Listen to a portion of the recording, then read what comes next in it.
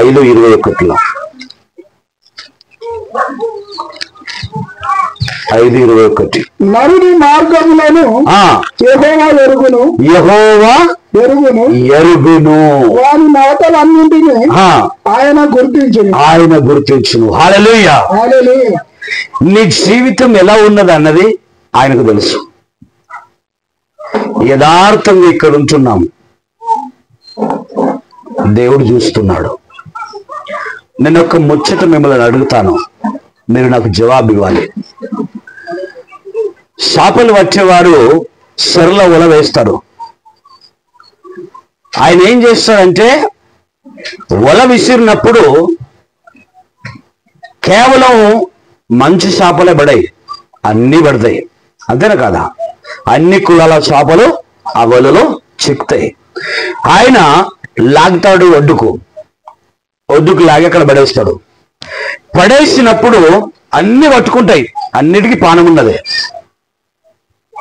మరి ఆయన అన్ని తీసుకుంటాడా, కొన్ని తీసుకుంటాడా? ఏవి తీసుకుంటాడు? ఆయనకు ఇష్టమైన చేపలను తీసుకుంటాడు. ఇష్టం కానీ ఏం చేస్తాడు? వదిలిపెడు. మరి పానంతో పాపం బతకని నీళ్ళలో ఎడతాడా? ఇవ్వడు. ఎందుకు ఇవ్వడు? మరి అవసరం ఉన్నంత ఎత్తుకున్నాడు, ఉరుకుతున్నాడు. అవసరం లేని కొట్టుకుంటున్నాయి నీళ్ళ కొరకు. దాహము దాహము దాహము, ఎండకు దెబ్బకు మేము చనిపోతున్నాము, ఈ కాకుల బాధకు మేము చచ్చిపోతున్నాము, ఈ గద్దల బాధకు మేము చచ్చిపోతామయ్యా, కొంచెం మమ్మల్ని తీసి నీళ్ళల్లో వేయవయ్యా అని అవి ఎంతో మొరబెడతాయి, ఎగురుతాయి. వాటికి పానం లేదా? అవి కూడా పానం దేవుడు ఇచ్చిందే కదా. అవి ఎంతో ఎగురుతూ అడుగుతాయి. కానీ ఆ జాలరు ఏం చేస్తాడంటే ఆయనకి ఇష్టమైన చేపలు తీసుకొని పరిగెత్తుతాడు. అంతే. ఏడిసినా ప్రయోజనం లేదు. కాకులు వస్తున్నాయి, ఉంటున్నాయి, గద్దలు వస్తున్నాయి, తింటున్నాయి, అన్ని తినేస్తున్నాయి. అవిటిని ఆదుకునే నాదుడే లేడు. హల్లెలూయా. కరెక్టే నేను చెప్పేది, అర్థమవుతుందిగా? అవిటిని ఎవరు కూడా ఆదుకోరు. ఇప్పుడు అంత దినాల్లో మీరు ఎక్కడ ఉండాలనుకుంటున్నారు? హల్లెలూయా. ఆయన ఒక వల విసురుతున్నాడు ఇప్పుడు మీ మీద. సూర్యుడిని అందరి మీద ఉదయిస్తున్నాడు, చంద్రుణ్ణి అందరి మీద ఉదయిస్తున్నాడు. కానీ అంత దినాల్లో యేసు ప్రభు ఈ లోకానికి వచ్చి, ఇప్పుడు క్రిస్మస్ వచ్చిండు, వెళుతున్నప్పుడు ఒక మాట చెప్పాడు, నేను మరలా తిరిగి వస్తానయ్యా మీ దగ్గరికి, భయపడకండి శిష్యులారా, నా నామమున మీరు సువార్త ప్రకటించండి, మీకు సాధ్యమైనంత వరకు ఎక్కడికన్నా వెళ్ళండి, ప్రకటించండి, కానీ నేను మళ్ళా తిరిగి వస్తా అన్నాడా లేదా? అన్నాడు. మరి ఎందుకు వస్తున్నాడు? మళ్ళా వచ్చిండు, చెప్పిండు, పోయింది కదా. అలా అందరికి సువార్త ప్రకటించమని శిష్యులను తయారు చేశాడు. 12 మందిని 70 మందిని తయారు చేశాడు, బయటకు పంపించాడు. ఇక మళ్ళీ ఎందుకు రావాలి? మరి చాలు కదా ఆయన వచ్చింది. మళ్ళొక మాట అన్నాడు, నేను మరలా తిరిగి వచ్చినప్పుడు ఎవరి కోసం వస్తానంటే నీతిమంతుల కొరకు వస్తాను. హల్లెలూయా. ఇక్కడ ఉన్నవారు అందరూ నీతిమంతులే ఈరోజు. దేవునికి స్తోత్రం. హల్లెలూయా. మీరు అందరు ఈరోజు వలలబడ్డారు. ఇప్పుడు అకస్మాత్తుగా దేవుడు దిగేస్తే ఎక్కడుంటాం మనం? ఆయన వలలో ఉన్నాం. కూడిక పెడితే ఖచ్చితంగా అందరు రావాలా. ఎక్కడ ప్రార్థన జరిగినా, మందిరంలో ప్రార్థన సేవకుడు చెప్పిండా ఖచ్చితంగా వెళ్ళాలి. ఎప్పుడు ఏ క్షణం ఏమైపోతుందో మనకు తెలియదు. సేవకుని మాట వినరు కొంతమంది, అస్సలు వినరు. ఎందుకంటే మనలాంటి మనిషే కదా అనుకుంటారు. ఈ మనలాంటి మనిషే గాని ఆ మనిషి చెప్పింది ఎందుకు వినరు? మరి వినాలి కదా, వినరు. వారి పని వారిదే. ఒక వ్యక్తి అలెగ్జాండర్ అన్నాడు, నేను ఎంతో సంపాదించినాను, నా వెనుక ఏది రావటం లేదు. ఎంతో డబ్బు ఉన్నది, బంగ్లాలు ఉన్నాయి, మిలిటరీ ఉన్నది, అధికారులు ఉన్నారు ఆయన దగ్గర, అంతా ఉన్నది. కానీ మరణ స్థితికి వచ్చినప్పుడు ఆయన ఆలోచిస్తుంటున్నాడు, ఏది నన్ను బ్రతికిస్తలేదు. హల్లెలూయా. అక్కడ అంటున్నాడు, అయ్యలారా నేను చచ్చిపోయినాక ఒక వాగ్దానం నేను మీతో ఒప్పుకొనబోతున్నాను, అది మీరు చెయ్యాలి అని అన్నాడు. అప్పుడు అక్కడ ఉంటున్న వారు అంటున్నారు, అయ్యా నువ్వు చెప్పిందల్లా చేస్తాం, చెప్పు అని అన్నా. నేను మరణించినాక 2 చేతులు బయట పెట్టండి, పెట్టెల నుండి 2 కాళ్ళు బయట పెట్టండి, నాకున్న బంగారం వెండి డబ్బంతా నా వెనక పరుచుకుంటూ నా సమాధి దగ్గర తీసుకురండి. ఇప్పుడు ఏమనుకోవాలి మనుషులు? పిచ్చి లేచిందా అనుకోవాలా. కానీ ఆ వ్యక్తి ఏమంటుందంటే, ప్రపంచానికి ఒక గుణపాఠం నేను నేర్పబోతున్నాను. మనిషి బ్రతుకున్నంత కాలం ఎంత సాధించినా వెనుక రాదు, కానీ దేవుని కంటే ఎక్కువ దేన్ని ప్రేమించినా అది వ్యర్థము. హల్లెలూయా. ఇప్పుడు నరులు ఏ మార్గంలో నడుస్తున్నారన్న దేవుడు చూస్తున్నాడు. నీ జీవితం ఎలా ఉన్నదన్న దేవుడు చూస్తున్నాడు. ఇక మార్చవో, నీ జీవితాన్ని మార్చుకోవా. ఈ మార్చటము ఎవరిలో ఉన్నది? దైవ సేవకుడు కాదు, నిన్ను నువ్వు మార్చుకోవాలా. హల్లెలూయా. దైవ సేవకుడు ఎంతో భారము కలిగి వారమంతా ప్రిపేర్ అయ్యి మందిరానికి వస్తాడు. బోరున కొట్టుకుంటాడు, టేబుల్ మీద కొట్టుకుంటాడు. నా ప్రజలు అక్రంగా చనిపోద్దయ్యా, మంచి మార్గంలో రాజ్యం రావాలని ప్రార్థనతో కూడి వాక్యాన్ని ప్రిపేర్ అయ్యి బోధిస్తే ఆ బోధనిక్లిని ఇట్లా పడేస్తాడు. రోడాలను దిడితే మాత్రం సంవత్సరాలకు యాద ఉంటుంది. హల్లెలూయా. అలాంటి జీవితం జీవించకూడదు. దేవుడు అంటున్నాడు, నీ నడతలను నీ యొక్క నడకను నేను గుర్తెరుగుతూనే. నరుడు ఏ రీతిగా ఉన్నాడంటే బాగా హుషారైపోయాడు ఈరోజు. నరుని జీవితం ఎలా ఉన్నదంటే, ఈడ ఉన్నట్టు ఉండి అక్కడ ఉంటాడు, అక్కడ ఉండి ఇంకొకడు ఉంటాడు. అలాగ జరుగుతున్నది. కానీ దేవుని సన్నిధికి రాలేకపోతున్నారు, సమయం లేదు. కానీ దేవుడు అతి త్వరలో రాబోతున్నాడు. హల్లెలూయా, హల్లెలూయా. ఇంకేమంటుందంటే, దేవుని యొక్క వాక్యములోనికి వెళ్తే, యేసయ్యాకు స్తోత్రం.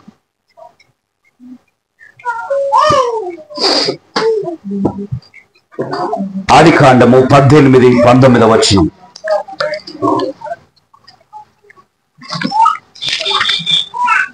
ఎట్లనగా యెహోవా అబ్రహామును గూర్చి చెప్పినది అతనికి కలుగజేయనట్టు తన తరువాత తన పిల్లలను తన ఇంటి వారును ఇంటి న్యాయములు జరిగించుచు యెహోవా మార్గమును గైకొనుటకు అతడు వారికి ఆజ్ఞాపించినట్లు నేను అతనికి ఎరిగి ఉన్నాను. హల్లెలూయా. ఇప్పుడు కుటుంబాన్ని కట్టాలంటే యజమానుని చేతిలో ఉన్నది. అబ్రాహామును ప్రేమించను, ఆయన కుటుంబాన్ని కట్టుకున్నాడు, దేవునికి ఇష్టమైన కుటుంబాన్ని నిలబెట్టుకున్నాడు. అప్పుడు బోధించేవారు ఉన్నారు అబ్రాహాముకు ఉన్నారాయా? వాక్యం చెప్పేవారు ఉన్నారు అబ్రాహాముకు? దేవుడు పిలిచాడు, వచ్చాడు. 40 సంవత్సరాలు దేవుడు మళ్ళీ ఆయనతో మాట్లాడలే. అరణ్యంలో ఆకలి, ధూప, ఉండటానికి స్థలము లేదు, గాలి, తుఫానులు ఎన్నో వచ్చినను ఎదుర్కొంటూ ఆయన ముందుకు సాగాడు. ఆయనకు పాస్టర్ ఉన్నాడా? ధైర్యంగా ఉండు, మంచి దినాలు వస్తాయి నీకు, ధైర్యంగా ఉండు, నీ శ్రమలన్నీ పోతాయి, ధైర్యంగా ఉండు, నీ కుటుంబం బాగైతే వాళ్ళని ధైర్యపరిచారు కదా? లేదు. ఆయన ఒకటే మాట అన్నాడు, నేను నిన్ను ఆస్తికర్తగా చేస్తా వెళ్ళు అని అన్నాడు. హల్లెలూయా.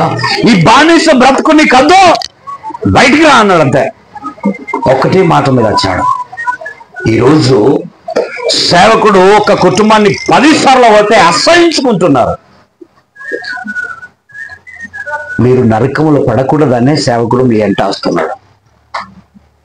మీరు మంచి మార్గంలో నడవాలనే సేవకుడు మిమ్మల్ని బలపరుస్తున్నాడు.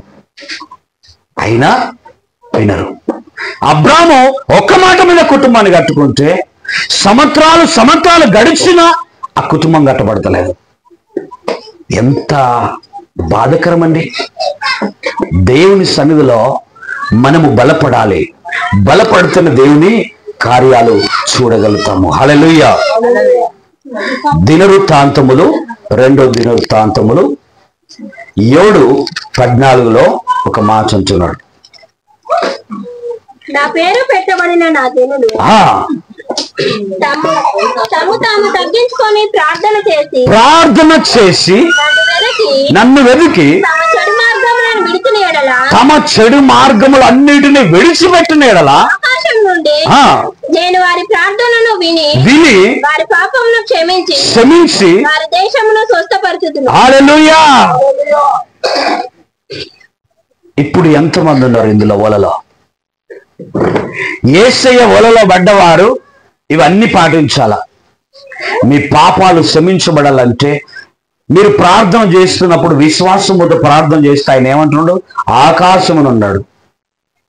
మరి ఆకాశం ఉన్నదా లేదా మనందరికి తెలిసినట్టు ఉన్నది కదా, రోజు చూస్తున్నాం. కానీ ఆయన ఆకాశం మీద ఉన్నాడట. ఇంకా అక్కడనే నరకం పరలోకం ఉన్నది, అక్కడనే జీవం ఉన్నది, అక్కడనే మరణం ఉన్నది.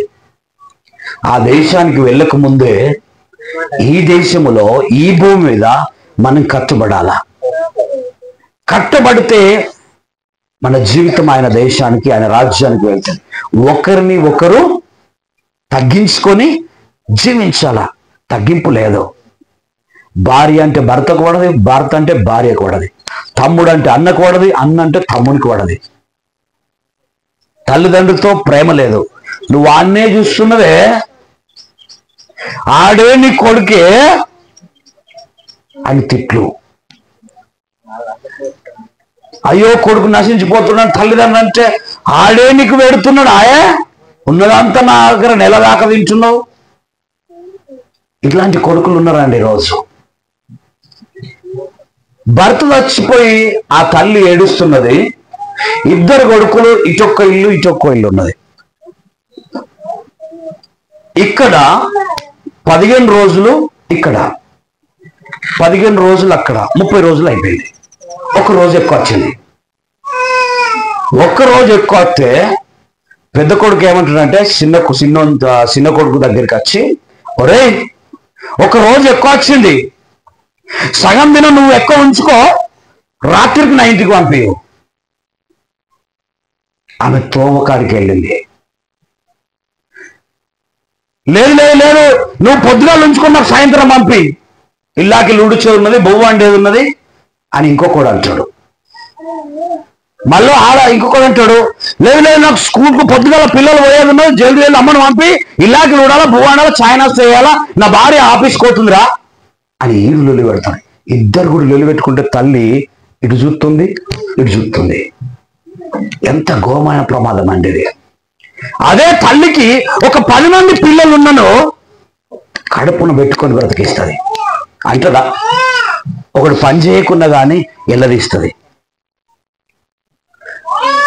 ఒకడు బాధల్లో ఉంటే ఓదారుస్తుంది. ఈమె ఉపవాసం ఉండి అందరిని కాస్తుంది పెళ్లిళ్ళు అయ్యేదాకా.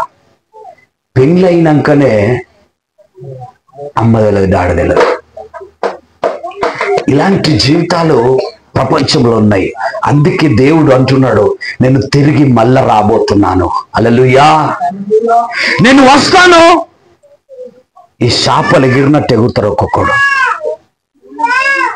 పనికి రాని చేపలు ఎగిరినట్టు ఒక్కొక్కడు ఎగురుతాడు.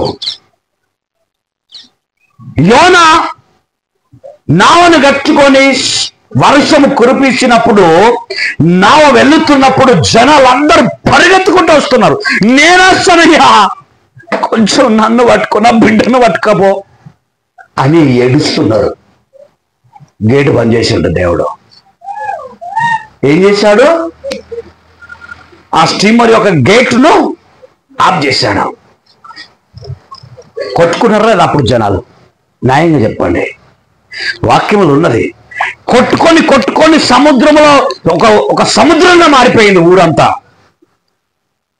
ఎన్ని దినాలైంది అట్లా? హల్లెలూయా. 40 దినములు సముద్రంలో నీళ్ళల్లో ఉంటే మనిషి బతకగలుగుతాడా? ఎప్పుడు ఫస్ట్ రోజే అవుట్. నీతి మంతులు ఎక్కడున్నారు? ఓడలున్నారు. అవినీతి మంతులు ఎక్కడున్నారు? సముద్రం ఉన్నారు. ఇప్పుడు మీరు ఎక్కడ ఉండాలనుకుంటున్నారు? హల్లెలూయా. ఓడలో ఉండాలా? ఓడలో ఉండాలంటే దేవుని మాట వినాలా. ఇంటనే ఓడ మీది, ఇంటనే ఓల మీది, లేదా మన బతకమిగ. అమ్మా, కుటుంబంలో ప్రార్థన పెట్టిన సంతోషమే, కానీ కుటుంబాన్ని గట్టుకో ఆ ఓడలో బ్రతుకుటానికి. ఆ ఓడలో ఉండాలంటే ఆనొచ్చినా, వరదొచ్చినా, ఎండొచ్చినా నీ ఏ అపాయం నీకు సమీపించదు. ఆయన ఓడలో ఉండాలా. హల్లెలూయా. అప్పుడు దేవుడు నిన్ను మంచి మేళలు ఇస్తాడు. ఇప్పుడు నూతన సంవత్సరం వస్తుంది. ఇది చెప్పి నేను ముగిస్తా, అయిపోయింది. ఒక 5 నిమిషాలు చెప్పనా. ప్రకటన 21.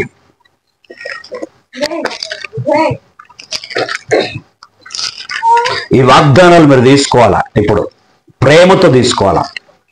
21 మొదటి నుంచి. అంతటా నేను కొత్త ఆకాశమును కొత్త భూమిని చూచితిని. మొదటి ఆకాశమును మొదటి భూమిని గతించిపోయిను, మొత్తం గతించిపోయింది. సముద్రమును ఇక అస్సలు లేదు.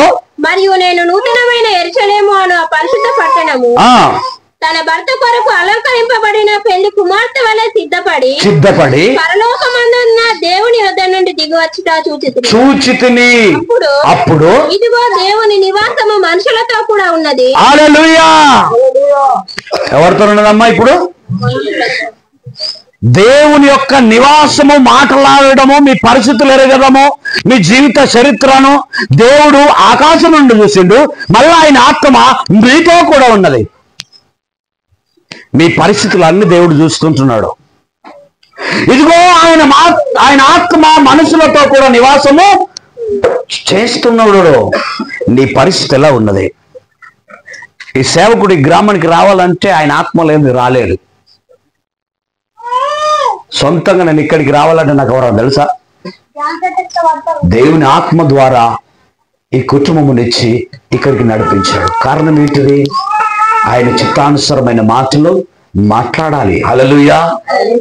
ఇప్పుడు కొత్త ఆకాశము, కొత్త భూమి మనకు కలిగి ఉన్నది. పాతవి అన్ని గతించిపోయినాయి. నూతన సంవత్సరంలో ఒక వాగ్దానం తీసుకున్నప్పుడు నా లైఫ్ లో నా పాపం అంతా కడగబడాలని నువ్వు ఒప్పుకోవాలి. అంతే. అవన్నీ ఉండేటివే ఉంటాయి. నీ కొత్తగా కనిపించాలని కళ్ళకు. హల్లెలూయా. బట్టలన్నీ ఒక తీరు ఉన్నాయి, కానీ ఇస్త్రీ చేసినప్పుడు మరొక తీరు కనిపిస్తుంది. తెలుసానా?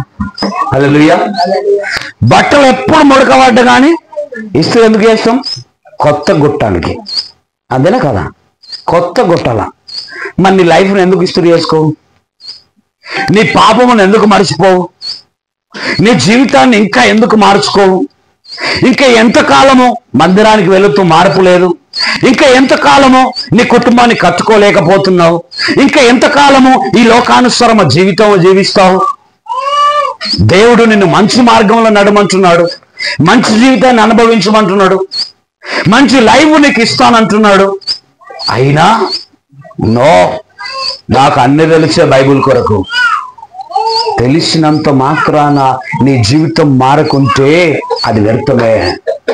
మత్తయి సువార్తలో మాట అంటున్నాడు, అందరూ ఒకే చోట ఉందరు, సింహాసనం మీద నిలబడి కొంతమంది దాయన కొంతమంది బాయ నిలబడి ఉంటే అందరు అంటున్నారు, పాపానికి ఎంతమంది వెళ్తున్నారు అందరు.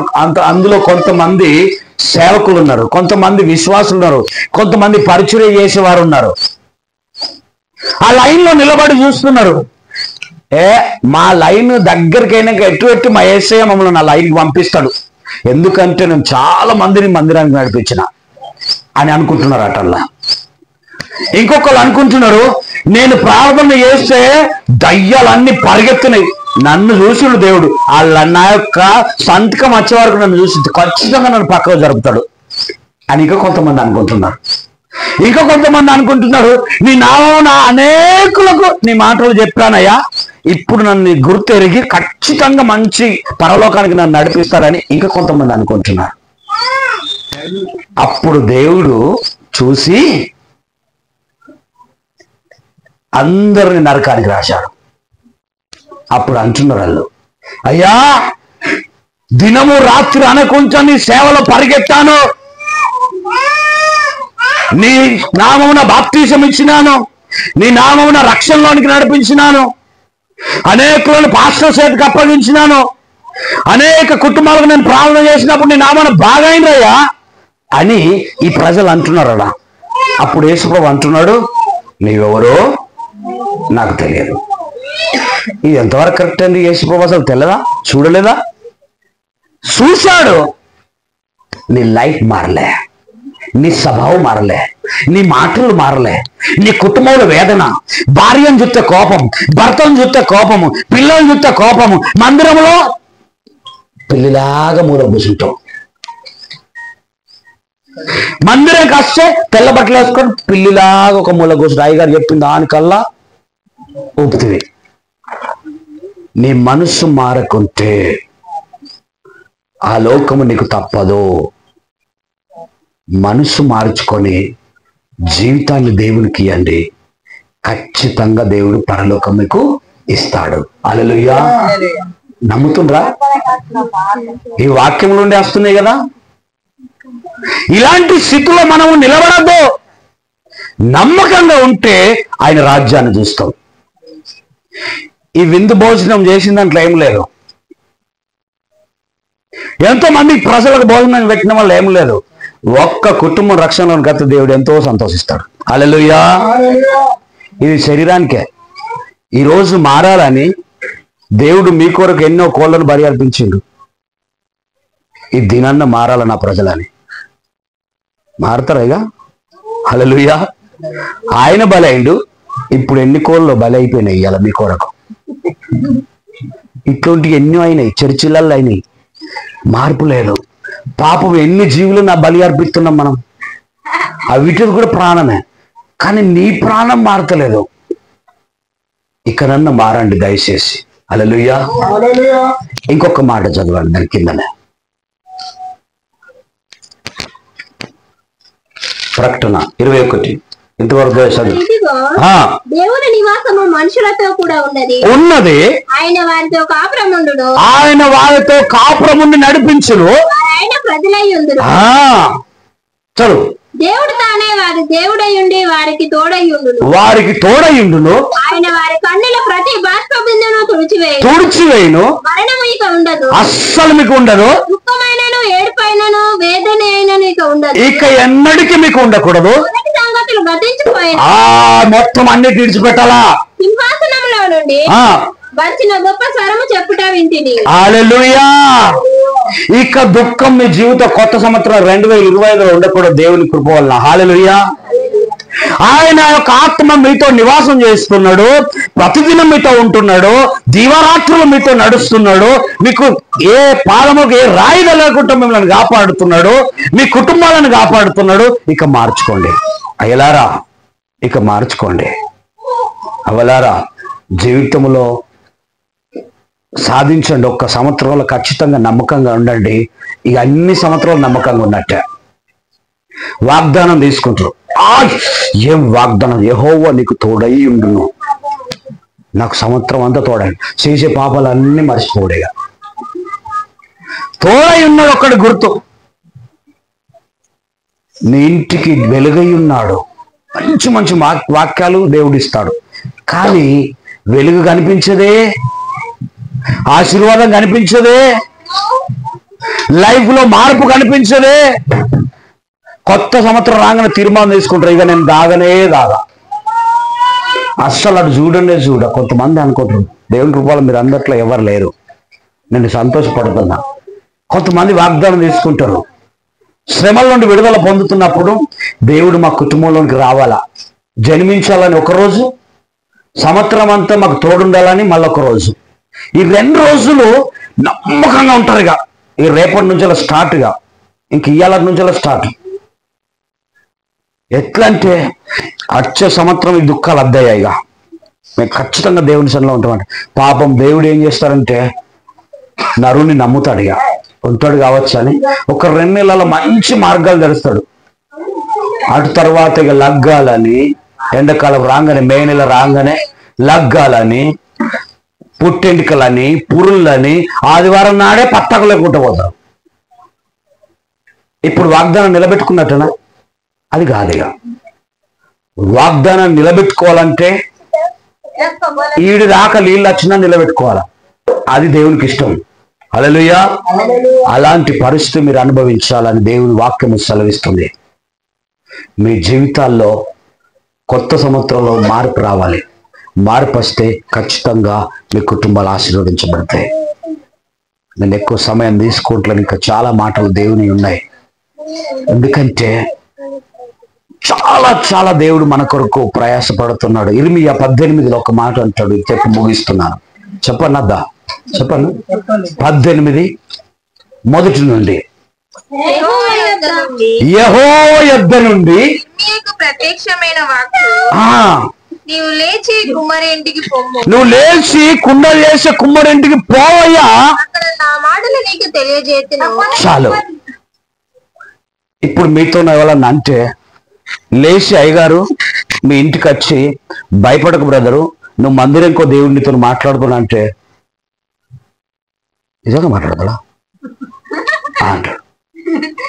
నీ శ్రమల నుండి విడిపిస్తాడయ్యా, నువ్వు మందిరంకో ఏసే మందిరంకో అని ఒక బ్రదర్ వచ్చి చెప్పిండు అనుకో, నీతో ఎప్పుడన్నా మాట్లాడిండా? నువ్వు ఎప్పుడన్నా చూసినావు ఏసాయని? ఇట్లాంటి ప్రశ్నలు అక్కడ ఇర్మియా అడిగిండా? చదువు అమ్మ, ఇంకా చదువు. వెళ్ళగా వాడు తన సార మీద పని చేయుచుండెను. చాలు. ఏం చేస్తున్నా అక్కడ? ఆ సార మీద ఆయన పని చేసుకుంటున్నాడు. ఎట్లా మాట్లాడతాడు మరి ఈయనతో, ఇర్మియాతో? చెప్పగానే గుడ్డిగా వెళ్ళిపోయాడు ఇర్మియా ఆయన దగ్గరికి. వెళ్ళిపోయి చూస్తున్నాడు, అరే బాబు ఈయనతో పని మీద ఉన్నాడు, ఈ పని మీద ఉన్న వ్యక్తి నాతోనే మాట్లాడతాడు అని చూస్తూ ఉన్నాడు. ఇక రాడిగా ఆయన దింపుకుంటూ కుండ చేస్తున్నాడు, చింపుకుంటూ కుండ చేస్తున్నాడు. చేయంగా ఒకటి పుసికిపోయింది అన్న చేతుల నుండి. ఏమైంది? పుసికిపోయాను. తయారైనాక పోయినాక ఆయన ఏం చేస్తాడు? ఆ మట్టినిగా ఈ మట్టిగా మంచిది కాదని పారేసిండా? పారేయలే, మళ్ళా దాన్ని తయారు చేసిండు. ఉన్నదా లేదమ్మా? మళ్ళా తయారు చేసి మళ్ళా సార మీద ఎక్కిస్తున్నాడు దాన్ని. ఈయన చూస్తున్నాడు, ఇక అబ్బో ఈయన చాలా తెలివిమంతుడు, కుమ్మరికున్న తెలివి ఎవరికి లేదు అని చూస్తూ ఉండగా అప్పుడు దేవుని ఆత్మీయతతో మాట్లాడుతున్నది. చదువు ఇప్పుడు. కుమ్మరి జిగట మట్టితో చేయుచున్న కుండ వాని చేతిలో నుండి విడిపోగా మరలా దాన్ని తీసుకున్నాడు. తనకు యుక్తమైనట్టుగా ఆయనకి ఇష్టమైనట్టుగా మరొక కుండ దానితో మరి ఒక కుండ చేసెను. అంతటా యెహోవా వాక్కు నాకు ప్రత్యక్షమైందని ఇర్మియా అంటున్నాడు. ఇలాగు సెలవిచ్చను, ఇశ్రాయేలు ప్రజలారా, కుమ్మరి మట్టికి చేసినట్టు చేయలేనా? ఇది యెహోవా వాక్కు. కుమ్మరి చేతిలో ఉన్నట్టుగా మీరు నా చేతిలో ఉన్నారు. హల్లెలూయా.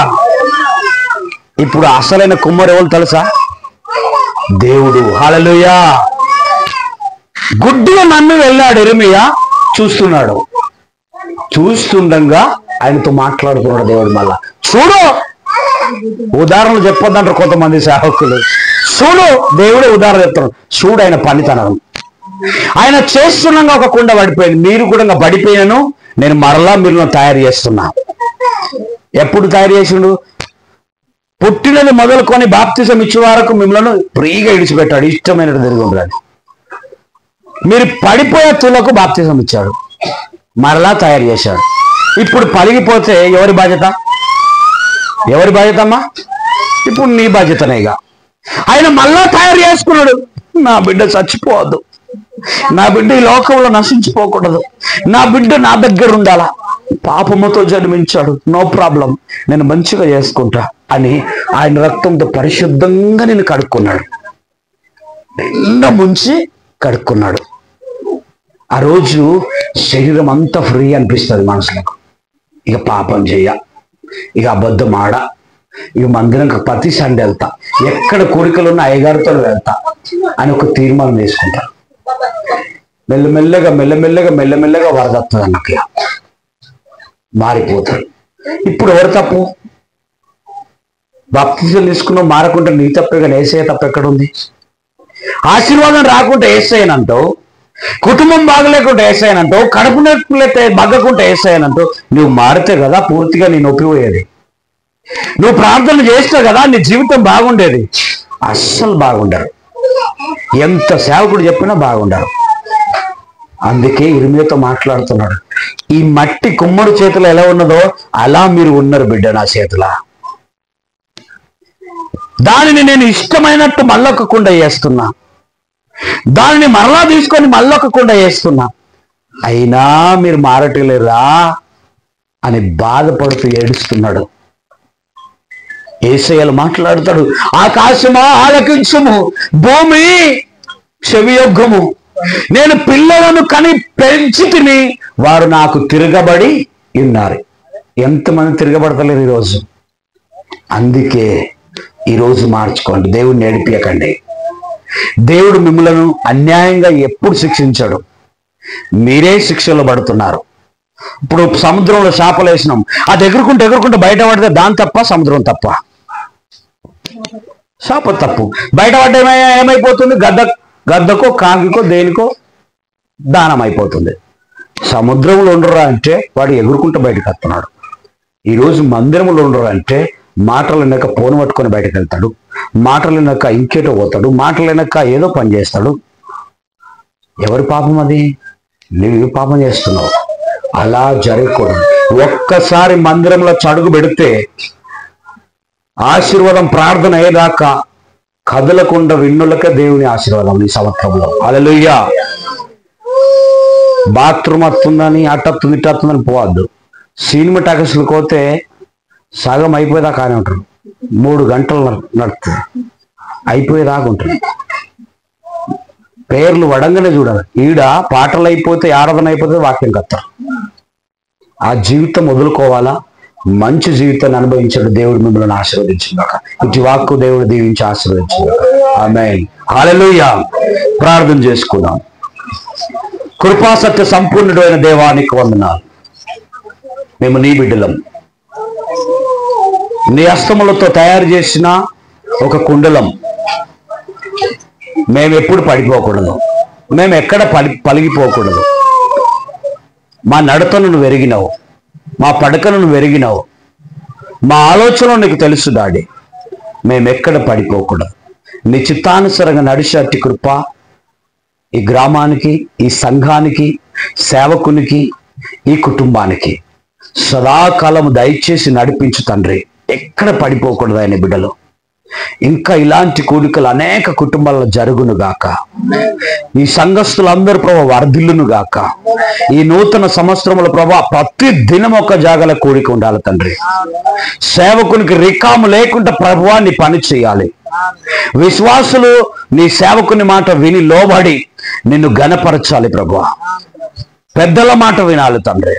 అయ్యా, సంఘముల పెద్దలందరిని దీవించండి, సంఘ కుటుంబాలన్నిటిని దీవించండి. ఈ దీవెనలన్నీ మీరు ఇవ్వండి తండ్రి. నూతన సంవత్సరంలో అడుగుపెట్టబోతున్నారయ్యా. మంచి వాగ్దానం చేత ప్రతి కుటుంబమును ఆశీర్వదించండి. ఈ గ్రామానికి నీ వెలుగు కావాలి తండ్రి. నీ వెలుగులో ఉంచండి, దీవించండి, ఆశీర్వదించమని యేసు నామమున అడుగుతున్నాం తండ్రి. ఆమేన్. హల్లెలూయా.